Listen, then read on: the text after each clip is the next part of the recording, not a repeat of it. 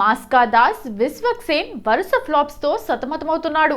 ప్రతిసారి హిట్ కొడతాడు అనే రేంజ్ లో బాక్స్ ఆఫీస్ వద్ద తనదైన ముద్ర వేయటానికి నిరంతరం ప్రయత్నిస్తూనే ఉన్నాడు. అయితే గడిచిన 2 ఏళ్లుగా వ్యాలంటైన్స్ డే సీజన్ మాత్రం అతనికి అస్సలు కలిసి రావటం లేదు. 2025లో లైలాతో ఎదురైన చేదు అనుభవం, 2026లో ఫంకీతోనూ సేమ్ రిజల్ట్ అందుకోవటం ఇప్పుడు ట్రేడ్ వర్గాల్లో చర్చనీయాంశమైంది. గతేడాది ఫిబ్రవరి 14న విడుదలైన లైలా చిత్రంపై విశ్వక్ చాలా ఆశలు పెట్టుకున్నాడు. ఈ సినిమాలో ఆయన లేడీ గెటప్ లో కనిపించి అందరినీ ఆశ్చర్యపరిచాడు. విభిన్నమైన ప్రమోషన్స్, భారీ అంచనాల మధ్య విడుదలైన ఈ చిత్రం బాక్సాఫీస్ వద్ద ప్రేక్షకులను ఆకట్టుకోవడంలో విఫలమైంది. కథలో బలం లేకపోవటం మరియు కొన్ని వివాదాల కారణంగా లైలా విశ్వక్ కెరీర్లో ఒక డిజాస్టర్గా మిగిలిపోయింది.